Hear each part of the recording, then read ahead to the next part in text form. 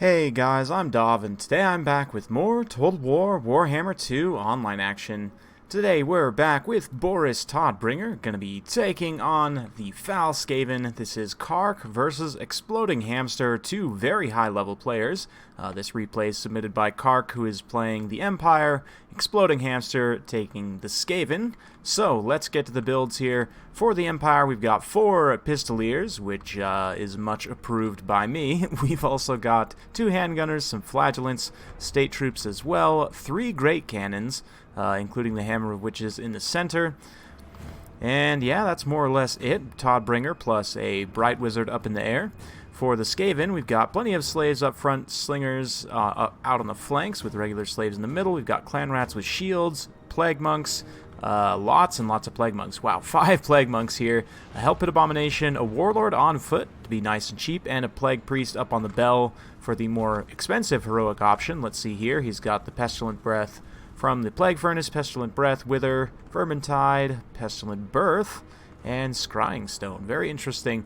So you can see right off the bat here, Flagellants and State Troops going to be charging up, taking the high ground, and engaging on the Skaven here. Clan Rats will do pretty well.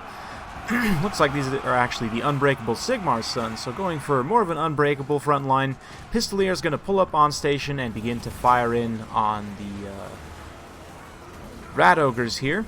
And this is an excellent use of these Pistoliers. Pistoliers are very cost-effective right now. Definitely a meta unit, I would say. As much as they were a meme before, I have to admit now they are definitely a meta unit. I have liked them in this particular matchup for quite a while, but with recent buffs, they are just excellent now. You can see a great Burning Head just ripping down the line here. Going to do a ton of damage to these Skaven units.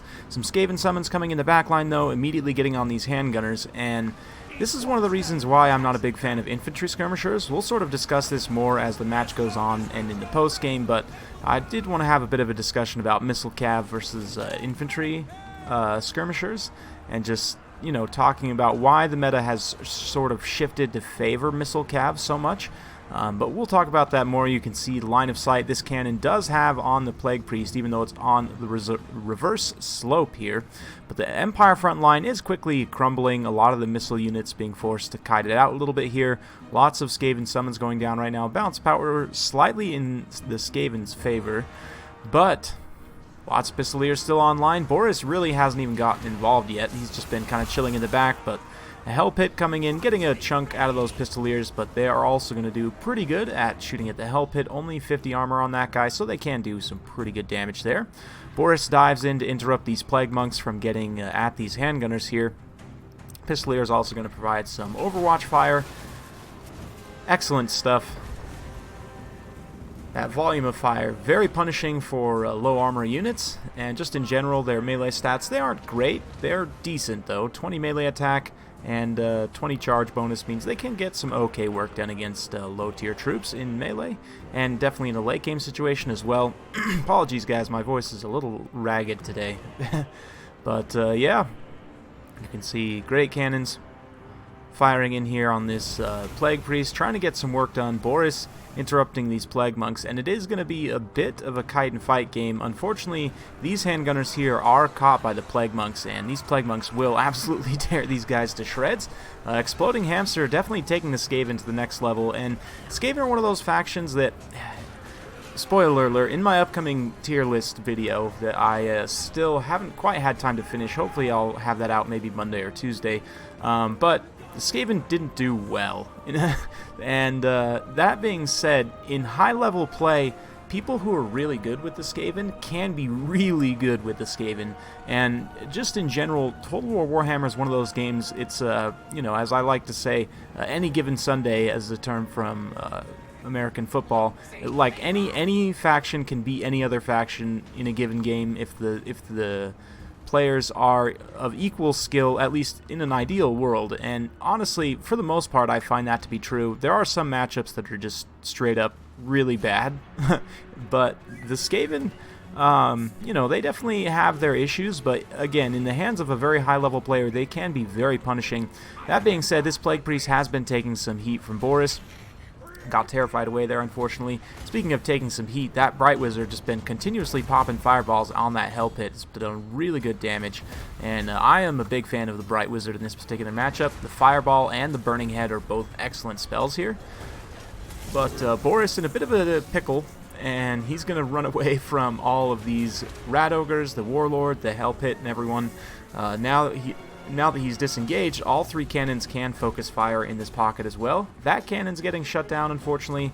These 2 cannons rather, are still online for the moment, but there is a unit of Plague Monks on their way out here to finish off these handgunners and to take down this great cannon, so things are actually looking pretty decent for the Skaven at this point. Oh man, look at those little creeps. They are loving life. Take a shower, guys. Come on, it's gross. But yeah, you can see the Hammer of Witches here still has quite a bit of ammo, and the Heroic Pistolier is going to come in and try and interrupt these Rat Ogres from getting in. Very nicely done. There's another unit to provide Overwatch fire as well, and this unit is more or less out of ammo, so it's not that big of a sacrifice at this point. They actually can do pretty well in a vacuum, but the Plague Monks will actually do good damage against the Pistoliers, despite the fact they're more focused against infantry. They just have good DPS overall, so they can definitely deal with the Pistoliers well. More summons coming up from the Plague Priest as he tries to keep himself alive. That Scrying Stone giving him a bit of extra damage resistance here. Boris dives down with the support of the Bright Wizard to try and finish things off. Looks like we are going to get one more summon here, potentially. Yep, one more summon gets off there. Only about 200 hit points left on the Plague Priest there, but still popping off spells. Exploding Hamster just barely getting those summons off at the right time, but I mean, he's getting the spells off, and at this point, Balance of Power is pretty heavily in the Skaven's favor. The Great Cannons have all been cleaned up, more or less. There's really just the Pistoliers who are close to running out of ammo, and there's a lot of summoned units on the field as well. So the balance power is definitely tilted because of that, but still, he's going to have to be careful. Kark, that is, going to have to be careful not to hit critical army losses here. But he does manage to finish off that Plague Priest, which is a good step in the right direction. Still, one more Clan Rat summoned by Exploding Hamster before he got finished off. Man, he is just on point with those summons. The timing there is absolutely impeccable. But the Warlord trying to escape here. Pistoliers are going to use up the last of their ammo, kiting away here, doing some really good damage. They might still have 1 or 2 more volleys left, but Boris comes in here and gets a good hit on the Warlord, and this is going to start to tip the balance of power back pretty significantly.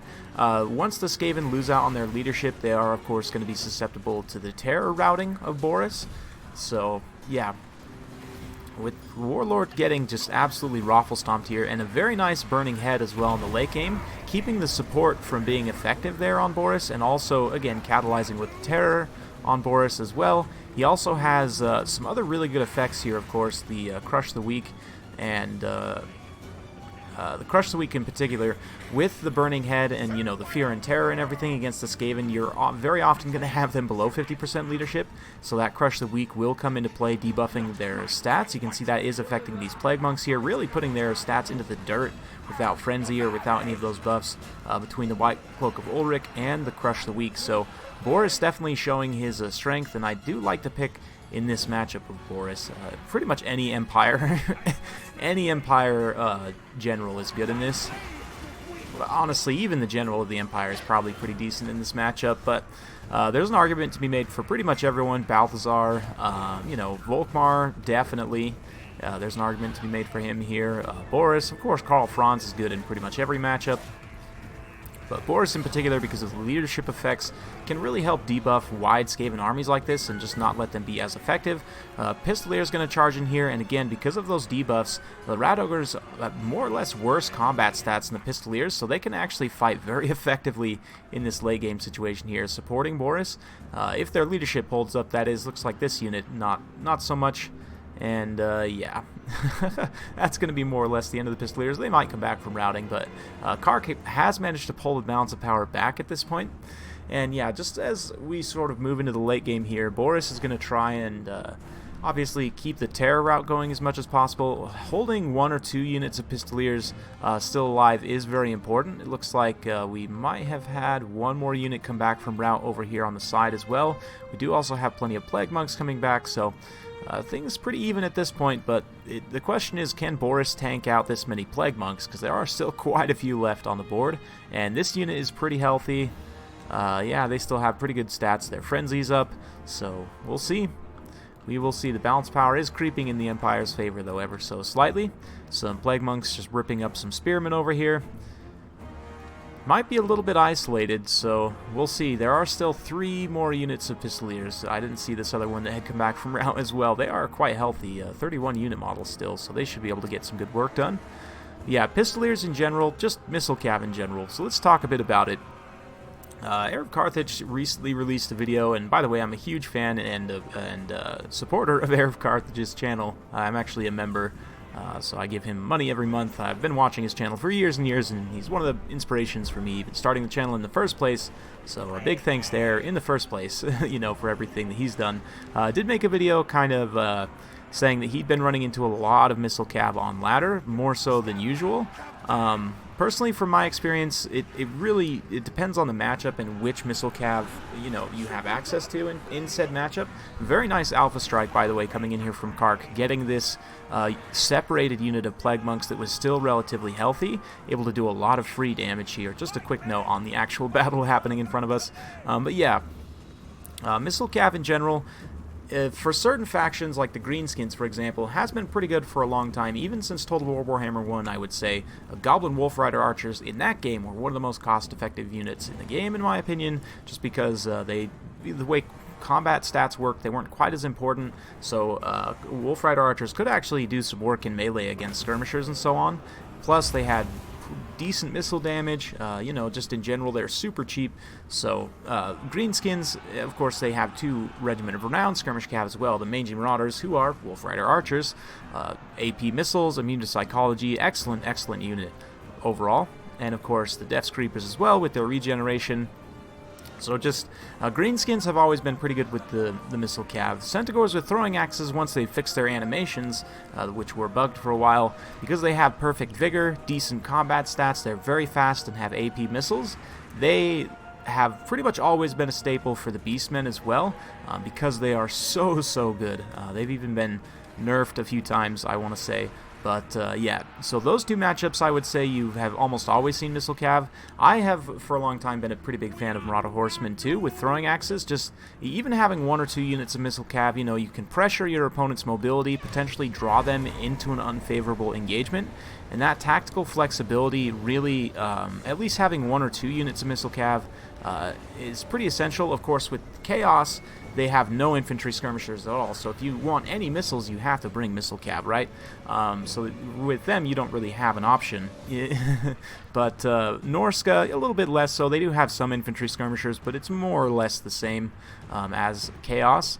Empire, Outriders were trash, so were Pistoliers for a while.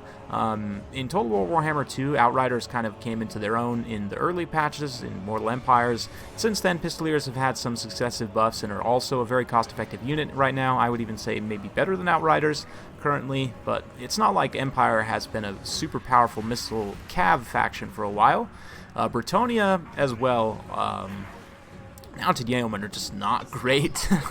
They have decent range, but they don't do a whole lot in melee. Leadership is very poor, and they don't have the best refire rates compared to Pistoliers. Pistoliers have less range, but they have much better refire rates. I want to say they do more missile damage just straight up. We'll have to compare that in the end, but in general, as the game has progressed, more and more factions have been added, and more abilities have been added, and just in general, the meta has shifted towards summons, monsters, Cav, chariots. All these things shut down infantry skirmishers, like in this particular battle as an example. And I chose this battle as an example specifically, well, number one, because it was an awesome battle. So huge thanks to Kark for submitting that one. But it also kind of showcases my point very well. Look at the difference in kills between these handgunners and the Pistoliers. 4 and 1 versus 61, 56, 43, and 125. 125 kills. Now, granted, a lot of those are coming against Skaven units, which are routing. None of these Pistoliers got XP chevrons, so, again, those kills aren't probably super high value, but at the same time, the handgunners did almost nothing, whereas the pistoliers were able to get a lot of work done. And this is even against a faction which can't bring traditional cavalry or missile cavalry of their own. They were still able to shut down these infantry skirmishers, without any light cav or fast movers. Skaven, of course, have summons.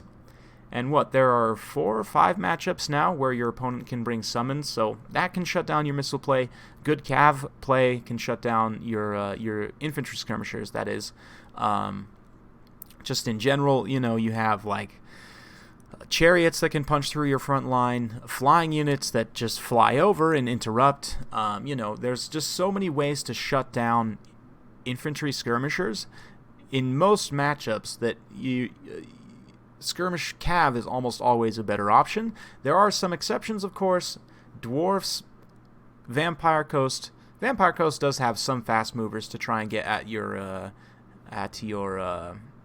infantry skirmishers, but those two, Vampire Coast also has summons, so I would actually go back on that one. Maybe Dwarfs you bring infantry skirmishers. Well, Vampire Coast, if you protect them properly, infantry skirmishers can be really good in that matchup.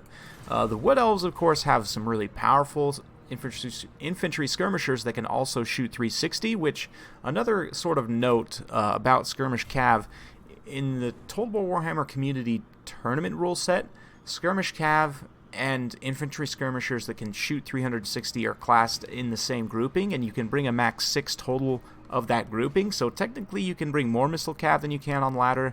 Ladder, I believe, limits you to 5 missile cav, but ladder doesn't make any distinction between infantry that can shoot 360, right?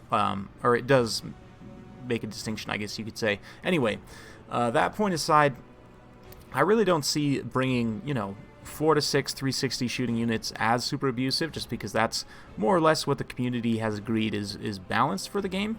Obviously not all factions can bring that, so that kind of brings us to the final point, which is how do you counter skirmish cav?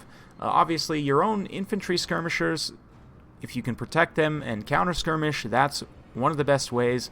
Long-range artillery like dwarf cannons, speed control abilities, anything that can debuff your opponent's speed. So let's just use the dwarfs for example, because they don't have their own skirmish cav to counter cavalry skirmish, because that's obviously one of the best ways to deal with them. It takes a lot of micro, there's a lot of cat and mouse, and you can actually lose out on a lot of value there, so be careful doing that. But nonetheless, back to my original point here with the dwarves. So cannon, long range, anti-large type artillery, cannon, bolt throwers, that sort of thing can be good at taking out missile cav. Hybrid infantry skirmishers, obviously Bugman's Rangers are a pretty extreme example because they have charge defense, regeneration, immune to psychology, blah blah blah blah blah.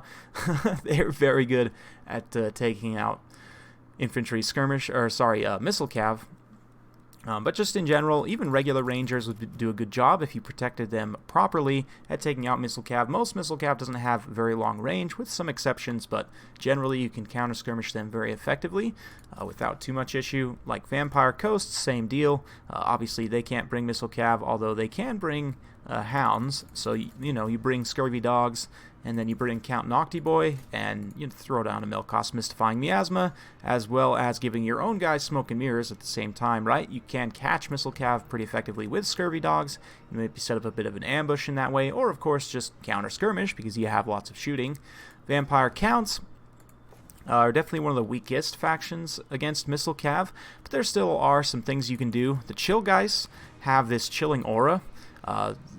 The Claw of Nagash has it too, but you really don't want the Claw of Nagash chasing Missile Cav. The Chill Guys, on the other hand, because of their ethereal trait, most likely the Missile Cav is not going to have magic attacks. I don't think any Missile Cav has magic attacks. I could be wrong about that, but I want to say that's true. Just in general, they're going to be safe against that counter skirmish. The Chilling Aura will let them significantly debuff the speed, and they, of course, are fast enough to easily catch Missile Cav. So if you're worried about Missile Cav as the Vampire Counts, the Chill Guys will be your friend in that matter. In terms of other factions, again, speed control abilities, your own fast movers, counter skirmish, these are all ways that you can deal with Missile Cav effectively. So yeah, in terms of factions which I don't bring Missile Cav with, just one more quick point. Tomb Kings, Skeleton Horseman Archers are good in like 1 or 2 matchups. Generally, they're not great because they're super slow. Most missile calves in the 90 speed range, about give or take. These guys are only 76, so they do get caught by a lot of things a lot easier than normal missile calves, so not the biggest fan. Dark Riders are okay. They're just okay. They're kind of subpar, to be honest. They can't fire while moving. They have a pretty limited range and arc of fire. They're pretty subpar in melee too, even worse than Pistoliers in melee, so yeah, not the biggest fan of Dark Riders. Other than that, most factions with access to Missile Cav, there's an argument to be made for at least bringing 1 to 2 in just about every matchup for tactical flexibility. The Empire we already kind of talked about, Beastmen, the Chaos factions, Bretonnia, Wood Elves. Sisters of Thorn are probably the best missile cav unit in the game. They're also the most expensive missile cav unit in the game, so that's a thing. But they do have the support buffs, excellent missile damage, huge physical resistance, limited model count, but really good melee stats and charge bonus. So yeah, Sisters of Thorn, definitely a great pick for the Wood Elves. Of course, Glade Riders are pretty decent as well. Hagbane tips a little bit cheaper and still give you the poison, or you can go with the regular Glade Riders as well. They're not too bad. But in general, yeah, Missile Cav, again, because of all the ways that you can compromise infantry skirmishers in a lot of matchups, Missile Cav is going to be easier to protect, easier to get out of trouble. Yes, it doesn't do as much damage, but yeah, that's kind of the reason why. I'm not saying it's right or wrong.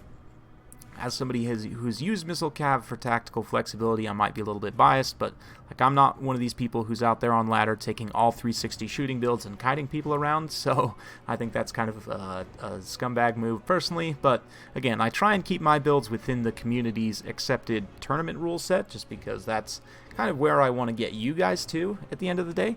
So yeah, kind of been rambling on a little bit long at the end of this, but wanted to just have a quick discussion about Missile Cav in general because I've seen a lot of discussion about it. So hopefully you guys have enjoyed watching this. If you do like this sort of content, be sure to like, subscribe, hit that bell notification button so every time I upload a new video, you'll be notified. Thanks again for watching, and we'll see you next time.